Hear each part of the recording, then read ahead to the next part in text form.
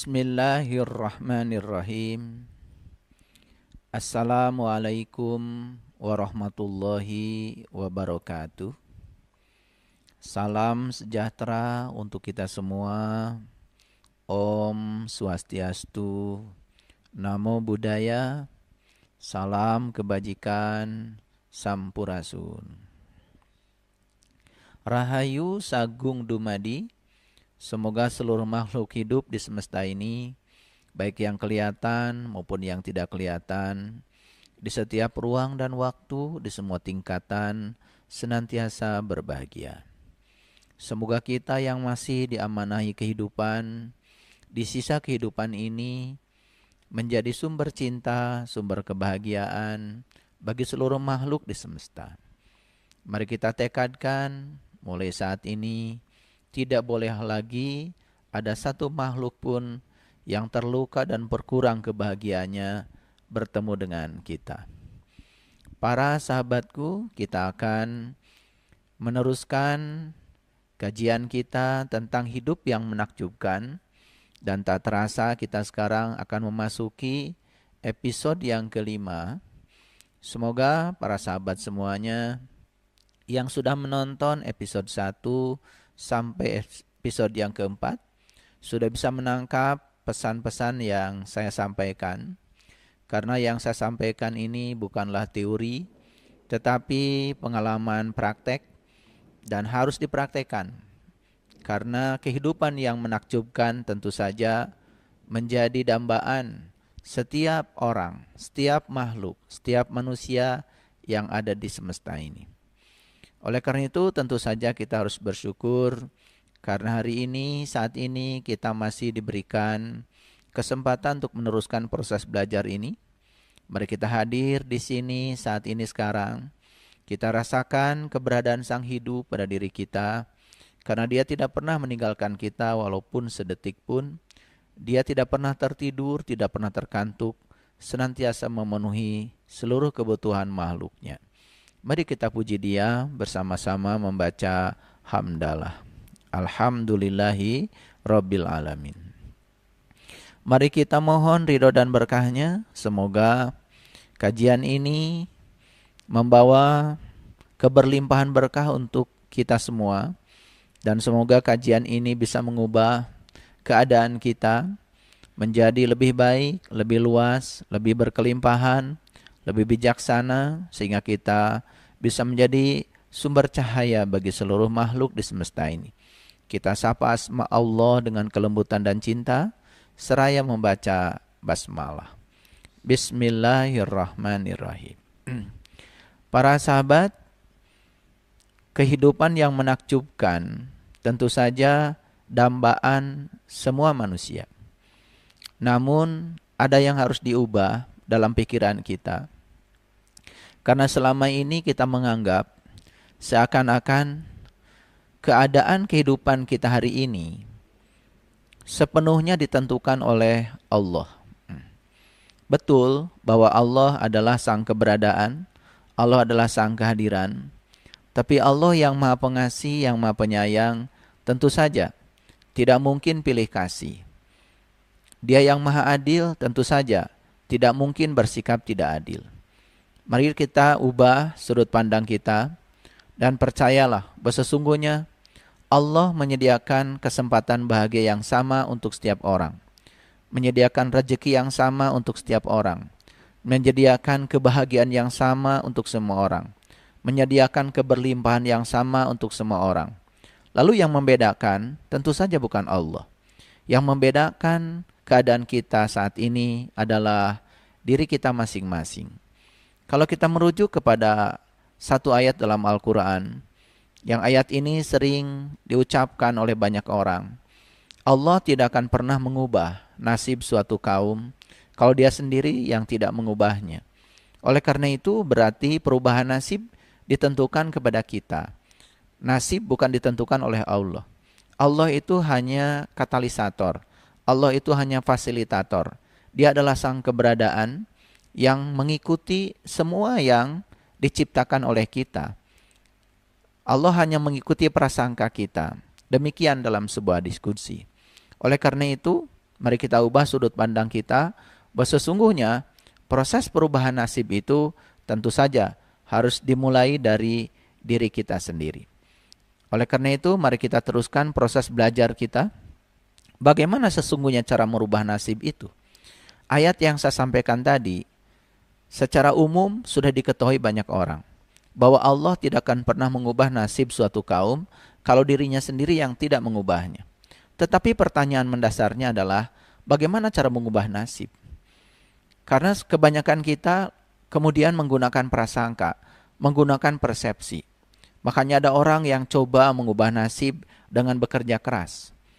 Ada orang juga mencoba mengubah nasib dengan belajar itu, belajar ini. Tentu saja tidak ada yang salah dengan itu. Tetapi kalau kita menemukan ilmunya, ternyata merubah nasib itu sesungguhnya adalah mengubah perasaan kita. Dan perasaan ada hubungannya dengan pikiran. Jadi mengubah nasib adalah mengubah pikiran dan perasaan kita.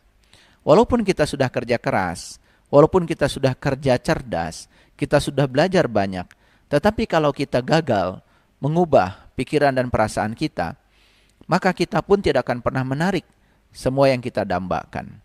Itu yang selama ini barangkali kurang disadari oleh kita semua.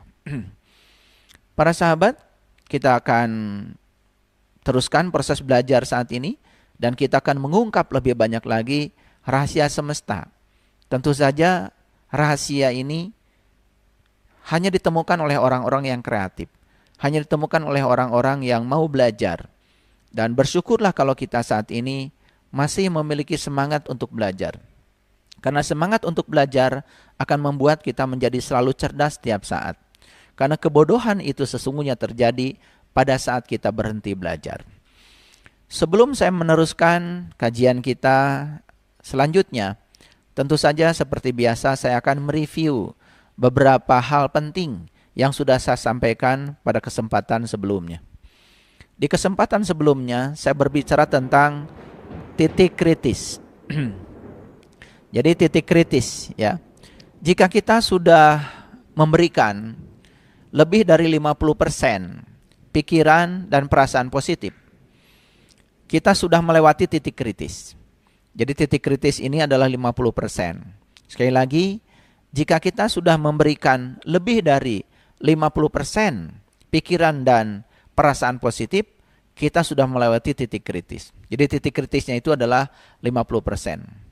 Jika kita sudah mengungkapkan 51% saja, lebih dari 50%, satu saja lebih dari 50%, pikiran dan perasaan positif, maka timbangan kehidupan kita sudah berat ke satu sisi. Nah, kalau timbangan kehidupan kita sudah berat ke satu sisi, yang positif, tentu saja disinilah ya awal kebangkitan keberlimpahan. Nanti akan saya gambarkan secara jelas ya dalam papan tulis supaya para sahabat gampang untuk menangkap apa yang akan saya sampaikan. Saya juga akan menyitir beberapa ayat Al-Quran ya, dan kita buka rahasianya karena banyak sekali di Quran itu cerita tentang timbangan. Timbangan kebaikan ya. Ada yang timbangan kebaikannya banyak, ada yang timbangan kebaikannya ringan ya. Itu bahasa yang sangat luar biasa kalau kita ungkap kedalamannya. Lalu yang kedua, perlu disadari oleh kita semua, pernah nggak para sahabat mengalami sebuah pengalaman di mana mendapatkan hal yang menyenangkan susul menyusul. Jadi ibaratnya berkah itu tidak berhenti-berhenti, datang bertubi-tubi, ya. Atau sebaliknya, pernahkah kita juga mendapatkan hal yang tidak menyenangkan malah justru susul menyusul, ya, datang bertubi-tubi. Ada istilah kan, sudah jatuh ditimba tangga. Nah, istilah ini jangan menjadi acuan ya bagi kita, karena ini istilah yang menurut saya memiliki konotasi energi dengan frekuensi rendah itu, ya. Tentu saja kita ingin yang datang kepada kita susul menyusul itu adalah berkah, hal yang kita cintai dan menyenangkan.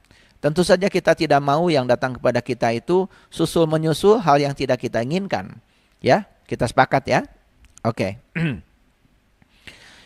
Jadi itu sebetulnya ya susul menyusul kebaikan yang datang kepada kita atau susul menyusul hal yang tidak menyenangkan datang kepada kita, itu artinya sebetulnya hukum tarik menarik sedang bekerja. Nah, dan siapa yang mendatangkan hal baik susul menyusul kepada kita atau hal yang kurang menyenangkan susul menyusul kepada kita, sebetulnya magnetnya adalah diri kita sendiri. Di kajian sebelumnya saya sudah menyampaikan bahwa sesungguhnya diri kita ini adalah semacam benda magnetis yang siap menarik semua yang ada di sekitar magnet itu yang terpengaruhi oleh medan magnet kita sendiri, ya. Jadi itu semacam cermin, ya, semacam cermin. Jadi cermin itu kan sebetulnya kerjanya itu adalah memantulkan semua yang datang, ya. Semua cahaya yang datang kepada cermin itu akan dipantulkan. Seperti gema, ya. Saya sudah sampaikan pada kajian sebelumnya. Oleh karena itu maka kita harus hati-hati dengan pikiran dan perasaan kita. Karena pikiran dan perasaan kita adalah energi. Setiap energi adalah frekuensi. Setiap frekuensi adalah vibrasi. Maka pikiran dan perasaan kita tuh setiap saat sebetulnya memancarkan frekuensi, vibrasi yang akan menggetarkan semua hal yang memiliki frekuensi yang sama dengan yang kita pancarkan. Jadi para sahabatku,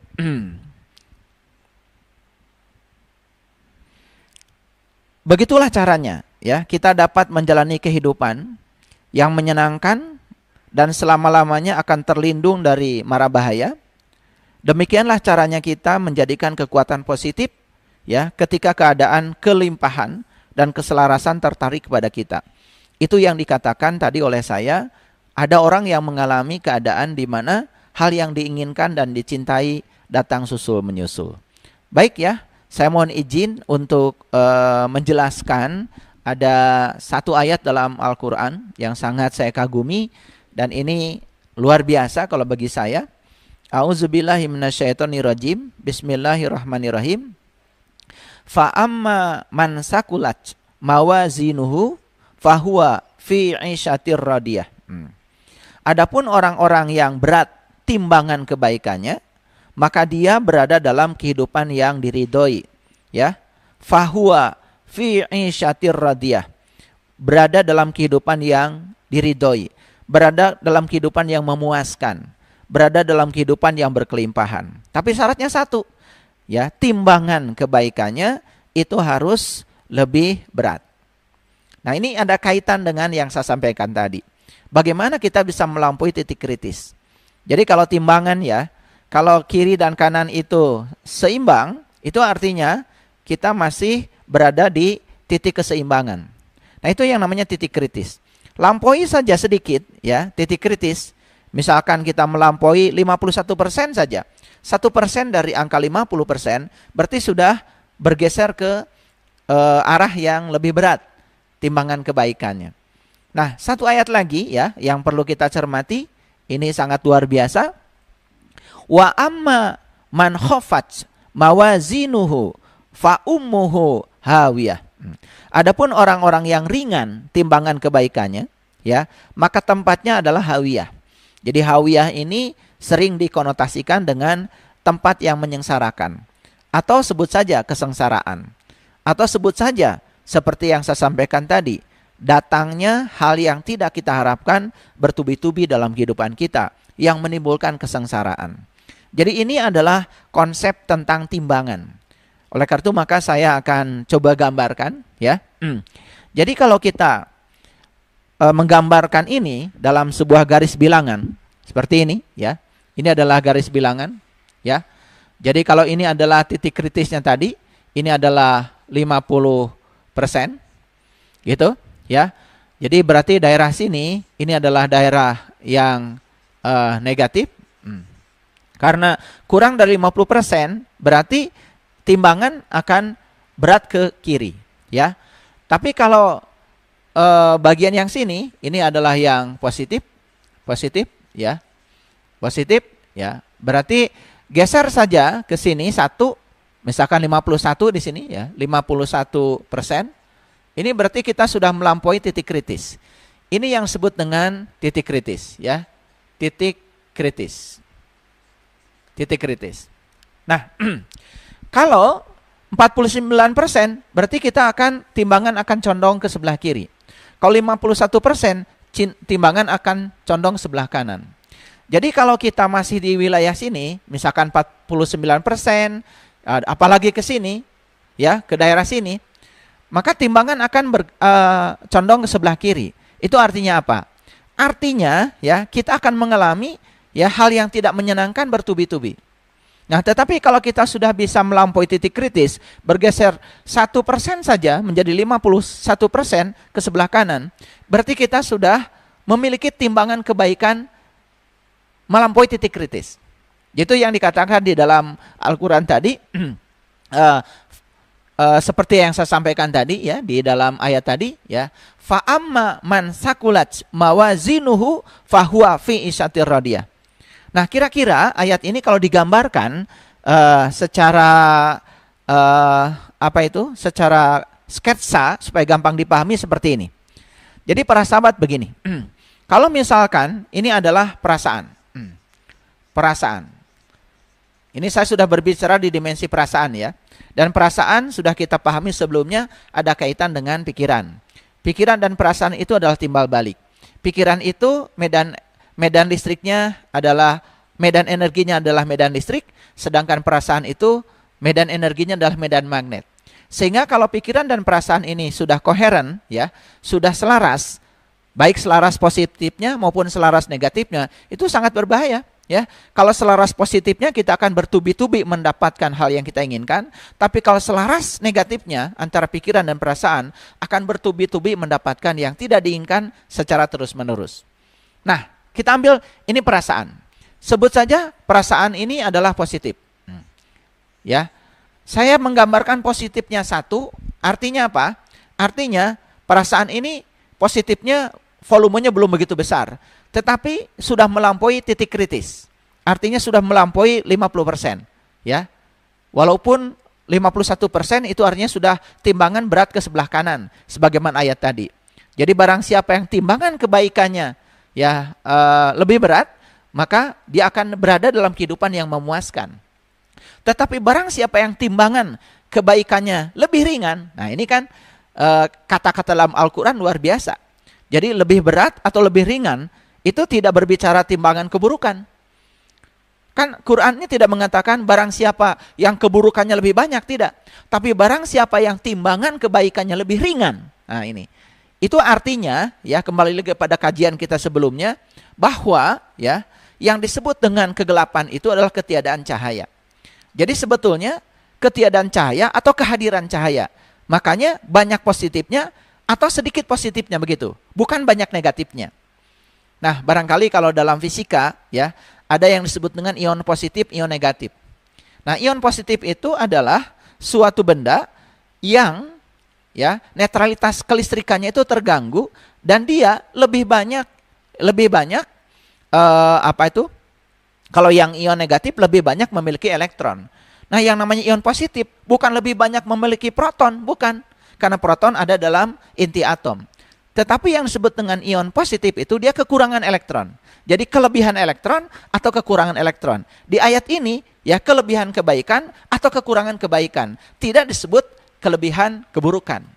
Itu luar biasa ya. Jadi selaras ya antara dunia fisika dengan dunia metafisika itu sangat luar biasa. Kalau kita mau mengkajinya lebih dalam, itu sangat keren sekali. Apalagi kalau kita bisa mengimplementasikannya dalam kehidupan kita. Baik ya, perasaan positifnya cuma 1. Tetapi lumayan, berarti kita sudah di atas titik kritis. Maka di sini akan timbul yang disebut dengan hal yang diinginkan. Hal yang diinginkan. Jadi hal yang diinginkan atau hal yang dicintai, yang kita sukai akan terjadi, ya. Karena sudah saya jelaskan sebelumnya, kalau pikiran dan perasaan itu adalah Sang Pencipta. Jadi itu yang membuat keadaan kita. Lalu Allah itu adalah Sang Keberadaan, hanya merespon apa yang kita ungkapkan. Oleh karena itu maka nasib kita penentunya adalah diri kita sendiri. Jadi kalau kita mau mengubah nasib, berarti ubahlah pikiran dan perasaan kita. Maka hal yang diinginkan akan dapat. 1. Nah, yang luar biasanya, kalau ini sudah hal yang diinginkan sudah dapat 1, berarti di sini akan menimbulkan perasaan perasaan lebih positif lagi. Sehingga perasaan kita mungkin saja jadi 2 positifnya, seperti ini. Nah, perasaan positif yang 2 ini akan menimbulkan hal yang diinginkan. Jadi, hal yang diinginkan datang lebih banyak lagi. Mungkin saja di sini jadi 2. Gitu. Nah, ini akan menimbulkan perasaan lebih positif lagi. Sehingga kita akan terus-menerus berada dalam siklus positif. Sehingga yang kita harapkan, yang kita cintai, yang kita inginkan, yang kita dambakan datang bertubi-tubi. Itu yang dikatakan fa'amma man sakulat mawazinuhu fahuwa fi isyatir radiyah. Jadi barang siapa yang berat timbangan amal kebaikannya, maka ya dia akan mendapatkan yang diridhoi bertubi-tubi. Dia akan berada dalam kondisi yang memuaskan. Jadi kalau bahasa Qur'annya kan fi isyatir radiyah. Dia akan berada dalam hal yang memuaskan, hal yang diridhoi, atau berada dalam situasi yang berkelimpahan. Artinya yang diinginkan susul menyusul datang kepada kita. Kan ada istilah ya, yang kaya semakin kaya. Nah, kemudian ada istilah lain ya, yang kurang kaya semakin kurang kaya. Kenapa? Ya, sepanjang tidak bisa mengubah pikiran dan perasaannya, maka nasibnya tidak akan berubah walaupun dia sudah bekerja keras. Makanya kan ada orang dikasih modal 1 miliar, 2 miliar, 3 miliar, berapapun modal yang diberikan kepada dia, maka dia di bisnisnya tidak berjalan atau usahanya tidak berjalan, boro-boro menghasilkan untung, modal saja tidak kembali lagi. Itu artinya apa? Karena pikiran dan perasaannya itu masih ringan timbangan kebaikannya. Artinya pikiran positif, perasaan positifnya masih belum melampaui titik kritis. Ya itu. Nah, sekarang kalau kita ganti ya, kita ganti ini dengan negatif. Misalkan negatifnya 1. Ketika perasaan negatif pasti akan menimbulkan hal yang tidak diinginkan. Berarti yang tidak diinginkan juga akan datang. Nah, di sini tentu saja negatif. Hal yang tidak diinginkan tentu saja tidak diharapkan kedatangannya. Perasaan kita di sini mungkin tambah negatif. Negatifnya jadi 2. Nah, perasaan ini berbahaya, akan menghasilkan hal yang tidak diinginkan lebih banyak lagi. 2 misalkan. Ini akan menimbulkan lagi perasaan lebih negatif lagi. Akibatnya apa? Kita akan berada dalam siklus yang negatif terus-menerus. Sehingga hal yang tidak diinginkan akan datang bertubi-tubi susul menyusul. Nah, barangkali pengalaman ini sudah kita alami. Itulah hebatnya Al-Quran. Luar biasa kalau kita mengkajinya lebih dalam. Sekali lagi, fa'amma man sakulat mawazinuhu fahuwa fi isyatir radiyah. Barang siapa yang berat timbangan kebaikannya, maka dia akan mendapatkan hidup yang memuaskan. Satu lagi ya, ayat ini ya, wa amma man khafat mawazinuhu fa ummuhu hawiyah. Tapi barang siapa yang ringan timbangan amal kebaikannya, maka ya dia akan berada dalam kehidupan yang menyengsarakan. Ini luar biasa para sahabat ya. Tidak disebut barang siapa yang banyak timbangan keburukannya, tidak. Jadi ini bicaranya siapa yang berat timbangan kebaikannya, siapa yang ringan timbangan kebaikannya. Karena yang dibicarakan adalah kekuatan positif. Jadi Quran saja sebetulnya sudah menyatakan hal yang luar biasa. Jadi sebetulnya ya, yang namanya kebaikan itu adalah karena kita sudah menggunakan kekuatan positif yang bernama cinta dalam kehidupan kita. Sebetulnya orang yang melakukan keburukan karena dalam dirinya tidak ada cinta, tidak ada kekuatan positif. Dan itu tidak disebut sebagai kekuatan negatif. Pokoknya ketidakhadiran kekuatan positif itu yang membuat seseorang melakukan keburukan. Jadi orang yang melakukan kebaikan karena dalam dirinya ada kehadiran Tuhan. Orang yang melakukan keburukan karena dalam dirinya tidak ada kehadiran Tuhan. Itu saja sebetulnya ya. Dan itu harus dipahami secara cermat supaya kita tidak salah persepsi dalam memandang kehidupan. Baik ya, ini adalah prolog dari kajian kita yang sebelumnya dan kita akan masuk sekarang lebih dalam lagi. Baik ya, para sahabat sudah saya jelaskan seperti ini ya. Jadi kalau timbangan kita ingin membeli beras 1 kilo. Pasti kan akan dikasih batu 1 kilo di kiri, dan kalau beras itu sudah bisa menyamai batu 1 kilo, itu namanya sudah seimbang. Itu titik kritis. Coba lampaui aja sedikit ya, berasnya ditambah 1 ons, itu sudah pasti timbangan akan condong ke beras, ya kan? Nah, tapi kalau misalkan kurang berasnya, timbangan akan condong ke batu timbangan yang 1 kilo. Luar biasa ya kajian Quran, kalau Quran itu dipahami dengan baik. Oleh karena itu maka Quran itu sebenarnya masih perawan para sahabat, masih banyak yang belum memahami secara cermat, apalagi mengimplementasikannya. Makanya kalau kita hanya meraba bagian luarnya saja, Quran itu ya masih perawan ya. Oleh karena itu maka kita harus masuk ke dalamnya supaya kita mendapatkan manfaat. Kenapa? Karena Quran itu adalah hudan, petunjuk. Quran itu adalah petunjuk ya untuk membuat kehidupan kita penuh dengan keberlimpahan, penuh dengan kebahagiaan, penuh dengan berkah dalam keadaan yang penuh diridhoi oleh Sang Pemilik semesta ini. Baik ya. Saya simpulkan dulu. Jadi, untuk mengubah hidup kita, yang harus kita lakukan adalah memberikan 51% waktu ya untuk memberikan cinta lewat pikiran dan perasaan baik. Jadi kita harus bisa ya memberikan waktu agar pikiran dan perasaan kita ini ya selalu berada dalam kondisi baik. Jadi pikirannya baik, perasaan kita baik, dan kalau kita bisa memberikan waktu 51% saja, maka di situ akan terjadi yang namanya percepatan. Nah, percepatan itu artinya apa? Kebaikan atau hal yang diinginkan dalam hidup kita akan datang susul menyusul. Dan ini bisa dipraktekkan para sahabat. Luar biasa. Ini harus dipraktekkan. Ya. Jadi begitu 51% tercapai, maka kita akan mengalami percepatan. Dan perbanyakan berbagai hal yang menyenangkan dalam hidup. Susul menyusul. Ya, makanya pernah mungkin melihat ada orang, loh kok ya dia itu berkahnya luar biasa ya. Ya, susul menyusul. Jadi rezekinya datang susul menyusul. Kemudian hubungan sosialnya juga luar biasa, pertemanannya juga luar biasa, bertemu dengan orang-orang yang menyenangkan, orang-orang yang membawa berkah, kesehatan tubuhnya juga luar biasa. Ya. Kan kita banyak menyaksikan yang semacam itu. Cuman kita selama ini terhenti hanya menganggap seakan-akan apa yang terjadi pada mereka itu karena nasib mereka ditentukan oleh Allah. Padahal sebetulnya nasib mereka ditentukan oleh mereka sendiri. Ya, Allah itu adalah sebagai penentu betul. Tetapi Allah itu tergantung kepada diri kita masing-masing. Makanya kalau kita belajar letting go ya, Letting Go dari David Hawkins, itu buku yang sangat saya kagumi ya. Diajarkan tentang bagaimana cara kita melepas. Bagaimana cara kita melepas? Tentu saja kita itu akan melepas pada saat kita sudah melakukan upaya yang terbaik.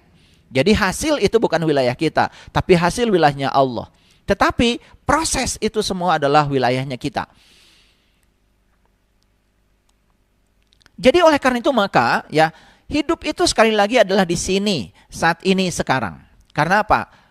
Karena waktu yang sebenarnya yang kita miliki hanyalah saat ini. Masa lalu tinggal sejarah. Masa depan pun masih misteri. Karena belum tentu kita hidup di masa depan. Dan kita sudah melewati masa lalu. Dan kita tidak akan pernah bisa memiliki mesin untuk mengembalikan kita ke masa lalu. Walaupun ada lagu mesin waktu, itu hanya lagu. Itu kan sebetulnya hanya ilusi pikiran. Dan seakan-akan kita bisa kembali ke masa lalu. Oleh karena itu maka hidup itu di sini, saat ini, sekarang. Jadi oleh karena itu para sahabat, mari kita nikmati ya setiap saat yang kita miliki. Jangan pinjamkan saat yang kita miliki ini untuk hari esok. Karena apa? Setiap saat yang kita miliki, di situ sebetulnya terjadi proses penciptaan. Oleh karena itu maka kita jaga pikiran dan perasaan kita setiap saat. Karena apa? Saya pernah mengatakan ya bahwa perasaan kita saat ini lebih penting dari segalanya. Karena apa? Perasaan kita saat ini sedang menciptakan kehidupan kita. Karena perasaan ada timbal balik dengan pikiran. Jadi setiap hari, setiap saat adalah kesempatan untuk hidup baru. Jadi kenapa kita dibangunkan hari ini? Kemarin kita hidup, sebelumnya kita hidup. Dan kenapa terus-menerus kita diberi kesempatan untuk hidup? Barangkali banyak yang tidak mengerti pesan apa di balik semua itu. Setiap hari, setiap kesempatan yang kita berikan kepada kita, sesungguhnya untuk menciptakan kehidupan yang baru. Menciptakan kehidupan yang lebih baik. Oleh karena itu bagi orang yang punya kesadaran, sebetulnya saat bangun pagi, penuh semangat. Karena apa? Karena dia tahu akan mendapati kehidupan yang berbeda dengan kehidupan yang sebelumnya. Karena setiap hari kita berdiri di titik persimpangan hidup sebetulnya. Setiap hari itu kita berdiri di titik persimpangan hidup. Ya, terserah. Titik persimpangan itu adalah titik kritis. Kita mau bergeser ke 51% atau kita mau bergeser ke 49%, itu semua pilihan ada pada kita. Tetapi begitu kita bergeser ke 49%, maka kita akan mendapati siklus yang negatif terus-menerus. Begitu kita bergeser ke 51%, kita akan mendapatkan siklus yang positif terus-menerus. Jadi hukumnya cuma dua. Yang kita inginkan datang susul-menyusul, atau yang tidak kita inginkan datang susul-menyusul. Semua dikembalikan kepada kita semua. Ya, begitu ya para sahabat yang bisa saya sampaikan sebagai pemanasan seperti biasa. Itu adalah prolog yang saya sampaikan kaitannya dengan kajian kita di episode yang keempat. Nah, sekarang kita akan masuk lebih dalam lagi, pahami setiap kata-kata yang saya sampaikan, karena setiap kata yang saya sampaikan itu memiliki makna yang sangat dalam, ya. Kalau tidak bisa menangkap sekali, mungkin para sahabat bisa mengulangnya 2 kali, 3 kali. Inilah kelebihan teknologi ya. Karena bisa di-record, bisa direkam. Jadi para sahabat bisa mengulang-ulangnya berkali-kali sampai betul-betul memahaminya. Jadi para sahabat, penciptaan itu ternyata tiada henti. Tidak ada titik henti proses penciptaan. Makanya orang-orang fisika juga mengatakan bahkan alam semesta ini sebetulnya tidak pernah berhenti berkembang. Jadi bumi ini, alam semesta ini terus mengembang. Kita tidak melihat kejadian apa-apa di sekitar bumi kita. Padahal sebetulnya ya, laporan dari teleskop yang dipasang di luar angkasa, mereka melaporkan ternyata begitu banyak kejadian di sana. Bahkan yang disebut dengan kematian bintang, kemudian bagaimana bintang-bintang yang mati itu ditelan oleh lubang hitam, bagaimana massa yang masif itu meledak, bahkan itu terus-menerus terjadi. Cuman ya alhamdulillah ya, kejadian itu tidak disaksikan dekat dengan bumi kita, sehingga kita di sini merasa aman, nyaman, seakan-akan bahwa bumi ini statis. Padahal sebetulnya alam semesta ini terus berkembang dan dinamis. Oleh karena itu maka proses penciptaan itu terjadi setiap saat, tiada henti. Jadi setiap saat dalam hidup adalah saat penciptaan. Tiada henti, dan semesta ini berkelimpahan tiada batas. Jadi oleh karena itu ada kata-kata bijak yang sangat luar biasa. Ya, bumi ini sebetulnya cukup buat semua orang yang bersyukur. Tapi bumi ini mungkin saja tidak cukup bagi satu orang yang serakah. Oleh karena itu maka jangan khawatir para sahabat, berapapun penduduk bumi ini ya yang datang dilahirkan, tentu saja ya sang pemilik semesta sudah tahu bagaimana cara untuk mencukupi semua kebutuhannya. Yang paling penting kita bisa menggunakan pikiran dan perasaan kita selalu positif. Apalagi kalau pikiran dan perasaan kita itu bisa melampaui 51%, tentu saja ya semakin volume pikiran dan perasaan kita semakin positif, maka hal yang positif akan semakin datang bertubi-tubi dalam kehidupan kita. Itu yang disebut dengan keberlimpahan. Oleh karena itu ya, mari kita ajukan sesuatu permohonan dengan jelas ya lewat pikiran dan perasaan kita. Jadi barangkali kita sering mengatakan kok ya permohonan saya tidak dikabul. Mungkin saja ya apa yang kita ajukan itu permohonan kita ini kurang jelas ya. Artinya tidak diperjelas ya di pikiran dan perasaan kita. Segala sesuatu yang kita dambakan akan datang kepada kita kalau itu sudah diperjelas di pikiran dan perasaan kita. Diperjelas di pikiran dan perasaan kita. Bagaimana cara memperjelas itu? Itu yang akan saya sampaikan saat ini. Ya, jadi dalam episode kita kali ini akan dijelaskan betapa mudahnya memperoleh uang, betapa mudahnya memperoleh kesehatan, betapa mudahnya bisa mencapai karir yang kita inginkan, betapa mudahnya kita bisa melakukan usaha, betapa mudahnya kita bisa memiliki hubungan dengan kekuatan cinta. Semua itu sebetulnya sangat mudah kalau kita tahu ilmunya, tahu caranya.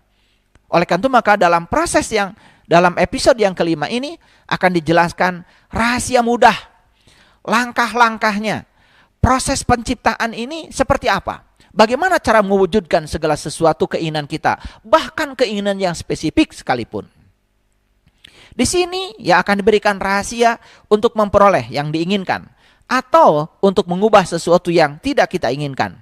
Karena apa? Memperoleh yang kita inginkan atau mengubah sesuatu yang tidak kita inginkan, sebetulnya prosesnya sama saja. Semua ada di pikiran dan perasaan kita. Ya, itu. Baik ya. Nah, kembali kepada proses penciptaan. Bagaimana proses penciptaan? Kembali lagi para sahabat, kita harus kembali mendudukkan bahwa dalam Quran surat Al-Fatihah Allah mengatakan Alhamdulillahi Rabbil Alamin. Segala puji milik Allah dan Allah adalah Rabb bagi sekalian alam. Jadi kalau alamin itu dalam bahasa Arab itu sering diartikan berasal dari kata alamat. Jadi alamat itu adalah ciri. Karena apa? Semua yang di semesta ini, baik yang kelihatan maupun yang tidak kelihatan, menandakan keberadaannya, menandakan kehadirannya. Karena tidak ada satu ruang pun di semesta yang tidak ada kehadirannya, yang tidak ada keberadaannya. Jadi sebetulnya ya bukan Allah yang ada dalam diri kita, tapi diri-diri kita ini, semua makhluk ini sebetulnya ada dalam dirinya Allah, ada dalam dirinya Tuhan. Oleh karena itu, orang-orang yang sampai hari ini merasa ada ilusi keterpisahan dengan Tuhannya, sama saja seperti seekor ikan yang setiap saat mengambil kehidupan dari samudra, tapi dia masih mempertanyakan di mana samudra. Makanya sekali-kali ikan itu perlu loncat dari samudra. Maka ketika ikan itu loncat dari laut, dia baru bisa menyaksikan, oh ternyata ya itulah tempat hidup saya. Makanya untuk tahu bahwa dia selama ini tinggal dalam laut, sekali-kali dia harus keluar dari lautan. Makanya coba perhatikan ya, ikan lumba-lumba ya, ada yang loncat ke atas. Kenapa loncat ke atas? Dia sedang merasakan sensasi. Bagaimana keluar dari medan kehidupannya sendiri. Sehingga dia bisa meyakinkan bahwa sebetulnya dia bersama dengan tempat hidupnya. Baik ya, kita masuk lagi kepada proses penciptaan. Jadi proses penciptaan itu para sahabat cuma 3 saja. Sangat sederhana. Yang pertama, bayangkanlah. Yang kedua, rasakanlah. Yang ketiga, terimalah.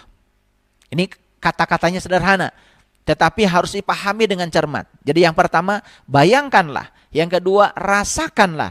Yang ketiga, terimalah. Nah, oleh karena itu maka Einstein pernah mengatakan, ya, jadi kalau pikiran itu hanya menghubungkan kita dari A ke B, sedangkan imajinasi bisa menghubungkan kita dari A ke B, ke C, ke D, sampai ke Z, bahkan tanpa batas. Itulah hebatnya imajinasi. Jadi imajinasi yang saya maksud di sini, ya. Bayangkanlah, rasakanlah, dan terimalah. Bagaimana membayangkan? Langkahnya seperti apa? Awas, jangan salah ya. Yang pertama, gunakan pikiran untuk memfokuskan dan membayangkan apa yang kita inginkan. Tentu saja, ya, alatnya adalah pikiran. Yang pertama, gunakan pikiran untuk memfokuskan dan membayangkan apa yang kita inginkan. Yang kedua, bayangkan diri kita berada bersama dengan yang kita inginkan itu. Jadi tidak cukup hanya dengan membayangkan apa yang kita inginkan. Tidak cukup hanya dengan memfokuskan pikiran kita pada yang kita inginkan. Tetapi harus melampaui yang kedua. Apa itu? Bayangkan diri kita berada bersama dengan yang kita inginkan itu. Jadi yang kita sudah bersama dengan yang kita inginkan itu. Walaupun masih dalam pikiran, tapi pikiran sudah bisa menjangkau ke sana. Itu hebatnya pikiran. Pikiran itu luar biasa. Ya, jangkauannya sangat luas. Jadi yang pertama, gunakan pikiran untuk memfokuskan dan membayangkan apa yang kita inginkan. Yang kedua, bayangkan bahwa diri kita sudah berada bersama dengan yang kita inginkan itu. Walaupun baru dalam pikiran. Lalu yang ketiga, bayangkan diri kita melakukan berbagai hal dengan apa yang kita inginkan itu. Jadi kita ini ya sudah melakukan berbagai hal. Walaupun baru tingkat pikiran dengan yang kita inginkan itu. Dan yang keempat, bayangkan diri kita memiliki yang diinginkan itu. Jadi saya beri contoh lah sederhana ya. Ya, saya menginginkan sebuah mobil dambaan saya yang saya sangat senangi. Ya, dan itu sudah berkali-kali saya coba. Jadi yang pertama saya menggunakan pikiran tentu saja untuk memfokuskan dan membayangkan mobil mana yang saya inginkan. Ya. Nggak usah berpikir uang, ya, karena semesta yang akan menyelesaikan caranya. Nah, kita itu sering berpikir cara. Tugas kita itu yang pertama. Yang kedua, saya membayangkan bahwa diri saya sudah bersama dengan mobil itu. saya membayangkan bahwa diri saya sudah bersama dengan mobil itu. Lebih dalam lagi, saya membayangkan bahwa saya sudah melakukan berbagai hal dengan mobil itu. Saya berpergian ke sini, ini bukan halusinasi, bukan. Ini imajinasi. Ya, ini bukan halusinasi. Jadi kalau ada orang mengatakan ini halusinasi, itu karena tidak tahu ilmunya. Ya, ini harus dipraktekkan. Ya, saya seakan-akan sudah melakukan berbagai hal dengan mobil yang saya impikan itu. Saya sudah pergi bersama keluarga, itu nggak apa-apa. Itu imajinasi.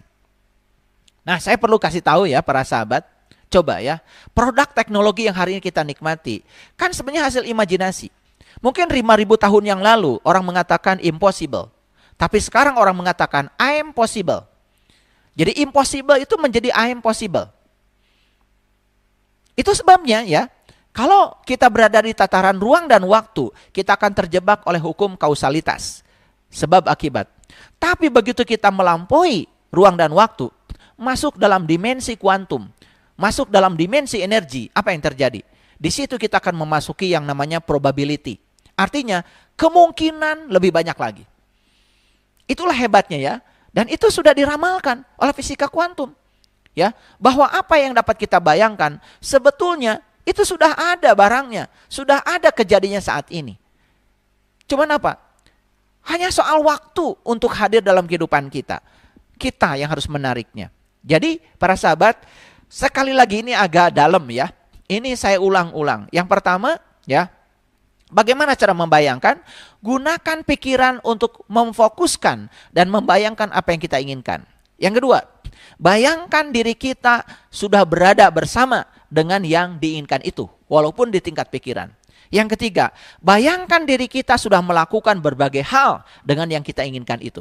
Dan yang keempat, bayangkan diri kita sudah memiliki yang diinginkan itu. Ini ya, membayangkan. Jadi bukan membayangkan tuh seperti yang selama ini dilakukan banyak orang. Makanya disitulah pentingnya kita harus melek, harus literasi, harus melek ilmu ya. Makanya janganlah jadi orang yang tidak tahu, tapi kita tidak tahu bahwa kita tidak tahu. Lebih bagus jadi orang yang tidak tahu, tapi kita tahu bahwa kita tidak tahu. Maka semesta pasti akan memberitahu. Nah, sekarang bagaimana merasakan? Kan tadi ilmunya, proses penciptaan itu cuma 3. Yang pertama membayangkan, yang kedua merasakan, yang ketiga menerima. Bagaimana cara merasakan?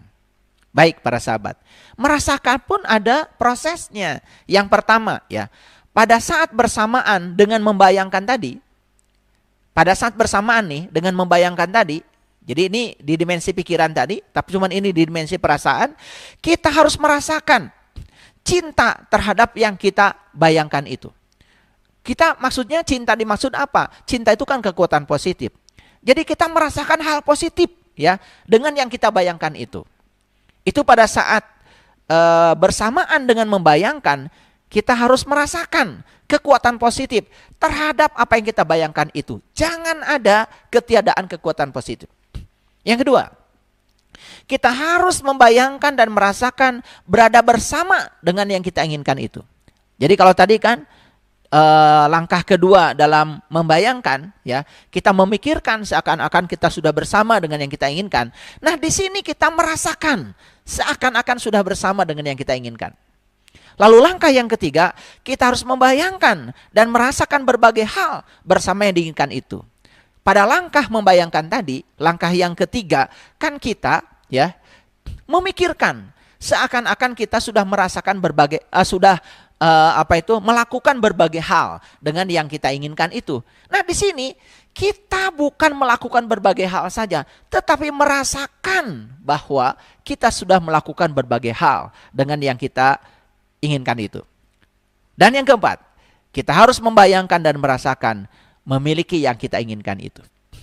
Nah, inilah membayangkan itu dalam dimensi medan listrik di pikiran, sedangkan merasakan dalam dimensi medan magnet itu terjadi dalam perasaan.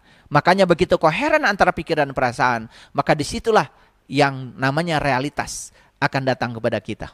Bahkan ya, realitas akan yang datang kepada kita, yang kita inginkan akan datang bertubi-tubi. Ya, sekali lagi, yang tidak diinginkan pun bisa datang bertubi-tubi kalau kita tidak mampu mengubah pikiran dan perasaan kita. Jadi para sahabat, ya, imajinasi kita menghubungkan kita dengan apa yang kita inginkan. Jadi saat kita berimajinasi, sebetulnya kita sudah terhubung dengan yang kita inginkan itu. Karena imajinasi itu menghubungkan. Sekali lagi, imajinasi itu menghubungkan. Sekali lagi, pahami bahwa pikiran adalah energi, pikiran adalah vibrasi, pikiran adalah frekuensi. Saat kita sedang mengimajinasikan, membayangkan, berarti sebetulnya pikiran sedang memancarkan frekuensi, sedang memancarkan vibrasi. Oleh karena itu maka saat pikiran sedang membayangkan, maka saat itu sebetulnya kita sudah terhubung dengan yang kita inginkan. Nah, keinginan kita dan rasa cinta itu yang menciptakan magnet. Jadi saya sudah mengatakan bahwa diri kita adalah magnet. Di mana sesungguhnya kutub magnet itu? Para sahabat sudah tahu ya, waktu SD belajar yang namanya magnet itu punya dua kutub. Ya, seperti ini ya, saya gambarkan. Magnet itu punya dua kutub ya. Jadi kalau ini adalah magnet, sebut aja magnet batang. Jadi banyak sekali di laboratorium bentuk-bentuk magnet. Ada magnet batang, ada magnet uhu, ya, macam-macam bentuk magnet. Ya, yang jelas kalau ini magnet batang, ya, maka dia punya dua kutub. Ini utara, ini selatan. Dan kalau ini dipotong segini, ya, digergaji, dipotong bahan magnet ini, dia tetap aja. Tidak mungkin magnet itu memiliki utara saja. Pasti ada utaranya, ada selatan. Makanya magnet itu tidak pernah monopol. Tidak pernah monopol. Ya, dia selalu dipol. Dipol itu artinya selalu memiliki dua kutub. Kalau ini dipotong lagi, tidak mungkin utara saja. Dia akan memiliki sama, ya, utara dan selatan, walaupun ukurannya lebih kecil. Ini dipotong lagi, dia akan memiliki utara dan selatan. Utara dan selatan. Terus dipotong, sampai pada tingkat yang elementer. Itu yang disebut dengan dipol. Makanya dipol magnet dalam fisika itu adalah elemen terkecil magnet. Apa itu? Tiada lain adalah atom. Makanya dalam atom itu ada inti atom, ada elektron yang bergerak mengelilingi inti. Dan ketika elektron bergerak mengelilingi inti, dia seperti arus listrik. Makanya dalam fisika itu yang namanya dipol magnet, rumusnya M, itu tiada lain adalah berapa besarnya arus, berapa besarnya luas. Jadi ketika arus listrik dikalikan luas yang dikelilinginya, itu yang disebut dengan dipol magnet. Nah, itulah yang disebut dengan magnet elementer. Maka magnet tidak pernah monopol, selalu dipol. Nah, jadi kalau magnet aja dipol, ada utara selatannya. Kalau tubuh kita magnet, di mana sebetulnya kekuatan magnet tubuh kita? Satu di pikiran, itu utaranya. Satu di perasaan, itu adalah selatannya. Jadi kalau pikiran dan perasaan ini, itu adalah bagian yang paling kuat. Maka oleh karena itu maka pikiran dan perasaan berpadu, itu yang menjadi sifat magnetis. Maka diri kita ini adalah magnet. Kalau diri kita magnet, kan diri kita bisa menarik semua ya hal yang di sekitar magnet kita. Terserah kita mau menarik apa. Mau menarik yang positif atau menarik negatif, semua urusan ada pada kita. Jadi dari sini bisa paham ya para sahabat. Ya, ini saya jelaskan aspek sainsnya supaya semuanya mengerti. Baik ya. Jadi keinginan kita dan rasa cinta itu menciptakan magnet. Sekali lagi, yang saya maksud dengan rasa cinta itu adalah kekuatan positif, bukan rasa perasaan, ya. Gitu. Makanya manusia itu cuma dua. Ada yang kehadiran cinta, ada yang tidak kehadiran cinta. Makanya begitu kita sadar bahwa diri kita punya cinta, itu kekuatan positif. Tugas berikutnya adalah menggunakan kekuatan positif itu. Nah, menggunakan kekuatan positif namanya mencintai. Jadi banyak orang yang punya cinta. Dia punya kekuatan positif, tapi dia tidak mampu menggunakan kekuatan positif itu. Ya, makanya dia punya cinta tetapi tidak bisa mencintai. Nah, keinginan kita dan rasa cinta menciptakan magnet. Jadi mengerti ya, keinginan berasal dari pikiran, rasa berasal dari perasaan, dan itu akan membentuk kutub-kutub magnet. Makanya kalau digambarkan medan magnetnya seperti ini para sahabat. Jadi bagian yang ini itu, jadi magnet itu ya punya yang disebut dengan garis gaya magnet. Ya seperti ini, keluar dari utara masuk ke selatan. Ini juga sama, keluar dari utara masuk ke selatan. Nah, bagian yang sini terus begitu ya. Gitu. Ini juga sama. Nah, perhatikan ya, bagian yang sini ini kalau digambarkan semuanya, ini kan bagian yang paling rapat. Bagian yang paling rapat. Bagian yang paling rapat. Tapi bagian sini renggang. Itu artinya bagian sini kekuatan magnetnya kuat. Bagian sini kekuatan magnetnya kuat. Dan ternyata bumi kita pun sebetulnya dipol. Karena bumi ini punya kutub utara magnet, punya kutub selatan magnet. Bayangkan ya, bumi saja magnet. Jadi sebetulnya semua yang di alam ini bersifat magnet para sahabat. Cuman kita tidak pernah menyadari. Kalau tubuh kita ini istrinya cuma dua. Tubuh kita isinya cuma dua. Satu listrik, dua kimia. Makanya kalau sistem kelistrikan dan kimiawi tubuh kita bagus, maka tubuh ini akan memproduksi hormon-hormon yang menyehatkan. Tubuh kita menjadi sangat sehat, tidak mudah sakit. Sebaliknya ya, kalau sistem kelistrikan, sistem kimiawi dalam tubuh kita itu kurang bagus. Itu yang menyebabkan tubuh kita sangat rentan terhadap penyakit. Ya, jadi disinilah pentingnya peran diri kita dalam proses penciptaan. Yuk, kita mau berperan apa dalam proses penciptaan gitu? Ulangi ya, proses penciptaan cuma 3. Membayangkan, merasakan, kemudian menerima. Nah, kuncinya di mana? Kuncinya di membayangkan, tadi ada 4 langkah, di merasakan ada 4 langkah. Ulang-ulang para sahabat, sampai para sahabat mengerti ini. Lalu dipraktekkan. Laporkan pada saya. Luar biasa ya hasilnya. Baik. Nah, jadi yang tadi baru 2 langkah ya. Yang pertama membayangkan, yang kedua adalah merasakan. Nah, bagaimana langkah untuk menerima? Awas ya, menerima tuh bukan begini, bukan begitu ya. Ini ada ilmunya. Yang pertama, langkah yang pertama. Kekuatan cinta atau kekuatan positif akan bekerja lewat kekuatan alam. Jangan lupa ya, kekuatan positifnya akan bekerja lewat kekuatan alam. Jadi alam ini ya tidak diam. Dia punya kekuatan.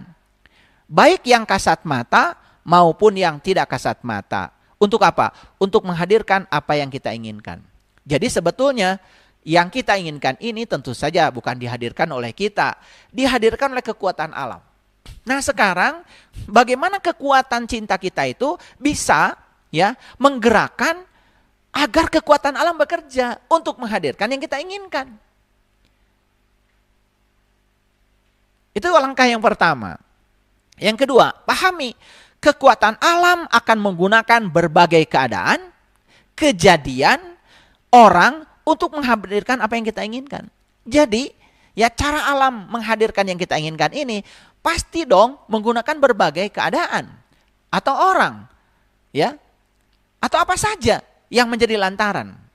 Kan tidak mungkin kan uang jalan ke rumah kita karena dia tidak punya kaki.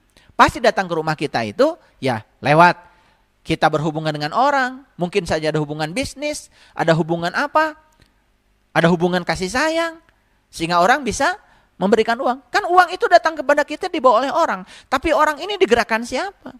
Digerakkan oleh kekuatan alam. Lalu kenapa alam bisa menggerakkan orang ini? Karena kita yang mengundangnya. Kita yang mengundangnya lewat pikiran dan perasaan kita. Ya, itu mekanismenya. Jadi apapun yang kita inginkan, kita harus menginginkannya dengan sepenuh hati. Jadi kenapa yang kita inginkan tidak datang kepada kita? Saya pastikan para sahabat menginginkannya tidak sepenuh hati. Membayangkan dan merasakannya tidak sepenuh hati. Langkah membayangkan dan langkah merasakannya belum tahu caranya. Dan saat ini di episode yang kelima saya beritahu caranya. Luar biasa ya, silakan dipraktekkan. Jadi keinginan itu adalah cinta. Kembali lagi kepada episode yang pertama, episode 1.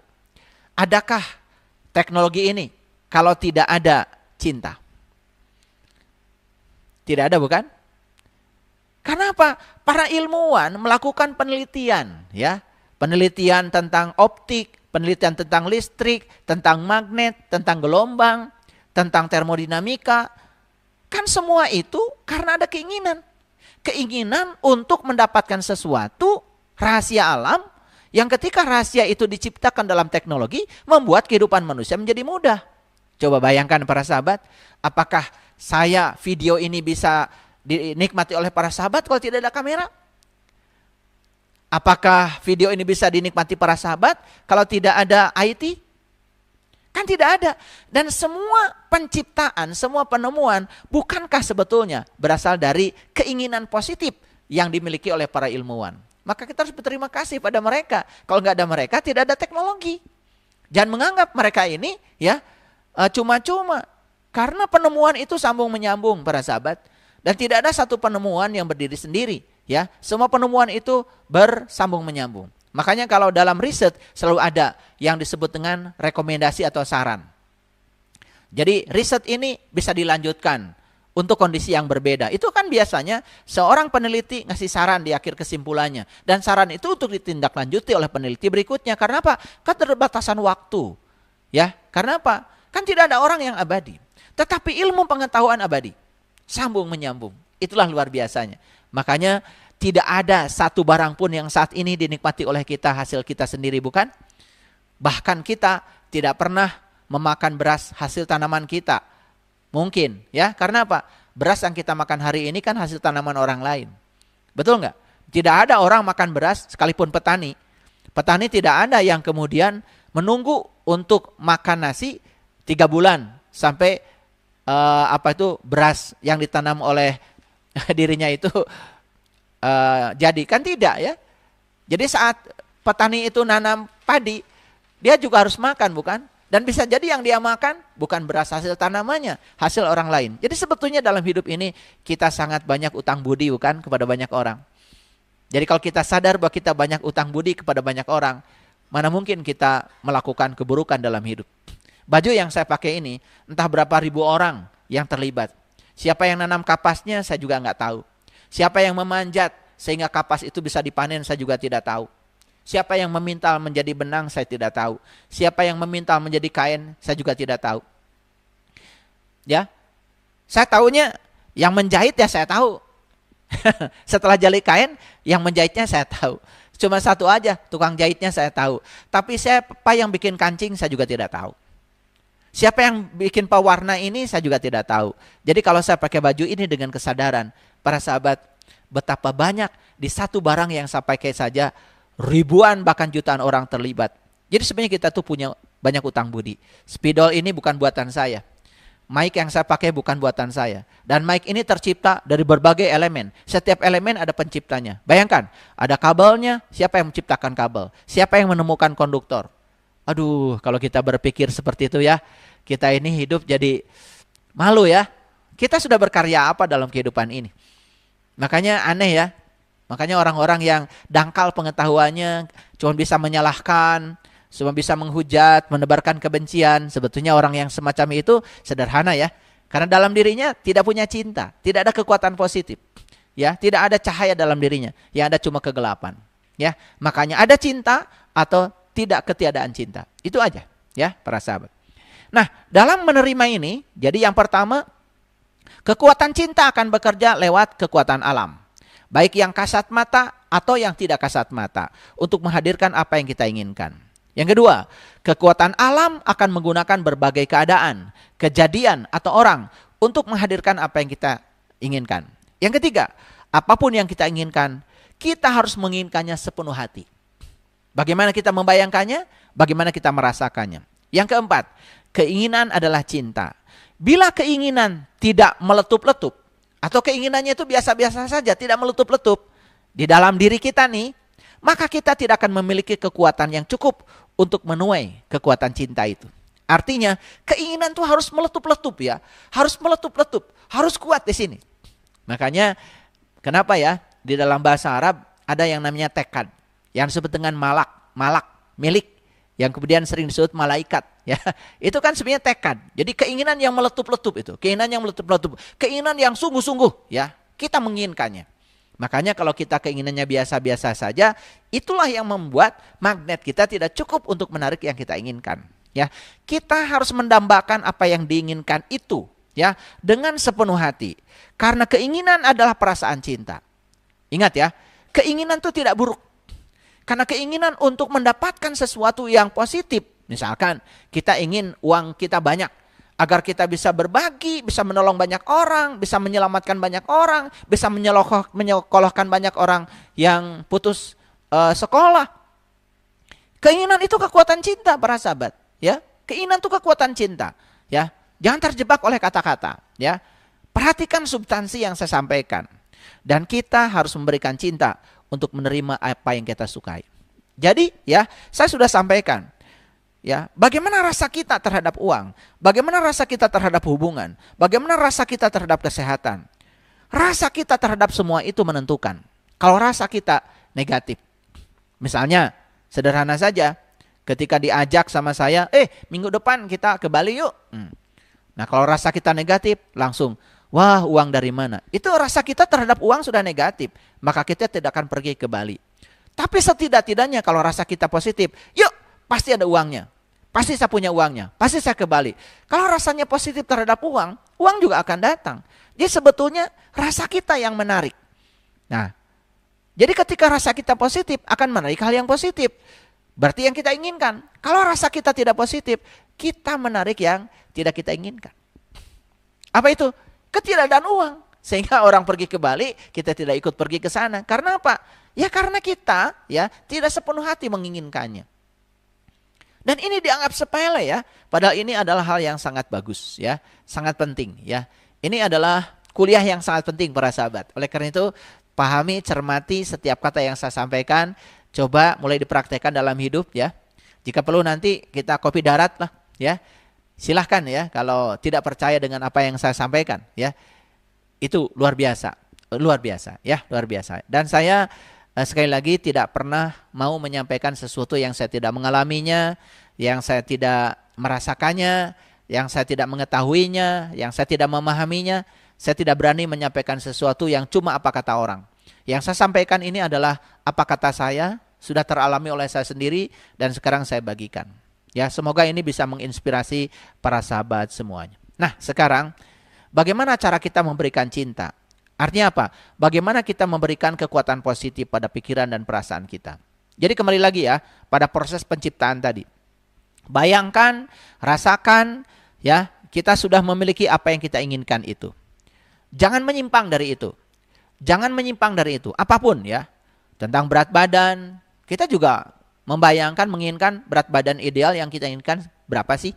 Ya, saya tingginya 170. Dan saya tetap ya menjaga supaya berat badan saya 70 kilo. Jadi saya tidak pernah kekurangan berat badan, tidak pernah kelebihan. Selalu di situ 70 kilo, 70 kilo, 70 kilo ya.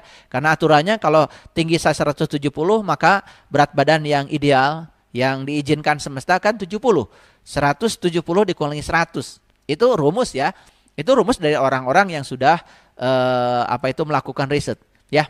Itu ideal ya, idealnya seperti itu. Ya, kita harus punya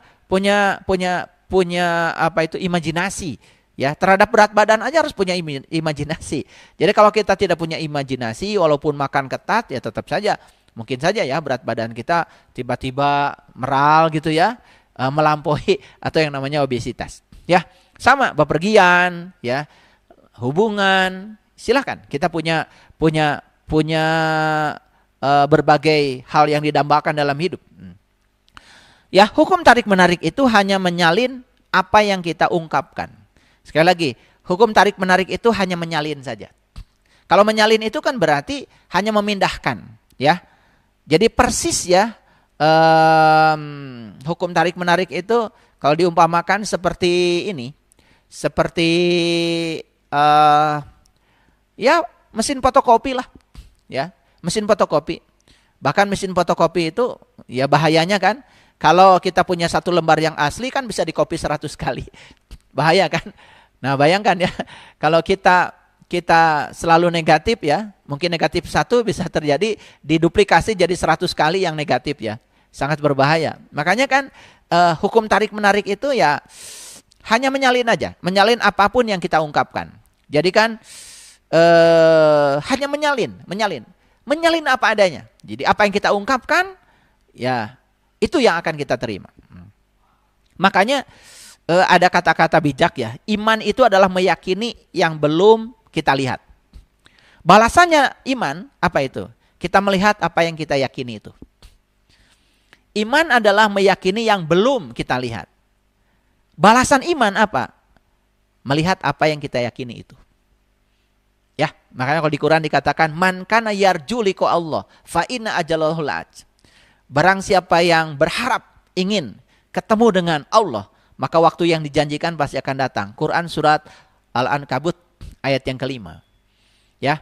Jadi kalau kita yakin ya, meyakini yang belum kita lihat, maka suatu saat balasan dari iman apa? Kita melihat apa yang kita yakini itu. Itu luar biasa ya.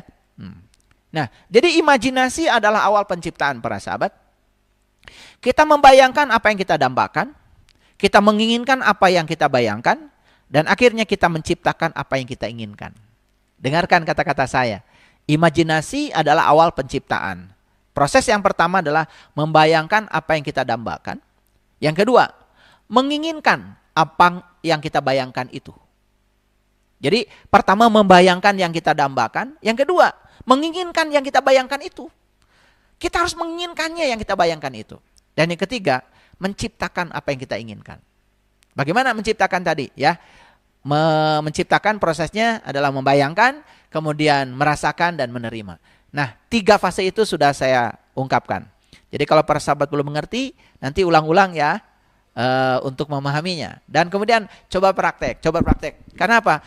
Yang kita bicarakan ini kan hidup yang menakjubkan. Dan hidup yang menakjubkan adalah dambaan setiap orang. Ya, kenapa saya bagikan ini kepada para sahabat, rahasia ini? Karena apa ya? Saya tentu saja sangat bahagia kalau banyak orang yang terinspirasi dengan ini dan berubah nasibnya ya menjadi lebih baik. Baik ya para sahabat. Ada hukum alam yang perlu dicermati oleh kita, memberi dan menerima. Memberi dan menerima. Makanya kan ada orang yang sering bergurau. Sebetulnya yang bagus itu bukan terima kasih. Bukan terima kasih, tetapi kasih terima. Jadi kasih dulu baru menerima. Ya, bukan menerima baru memberi, tapi memberi dulu baru menerima. Ya, ya, oke.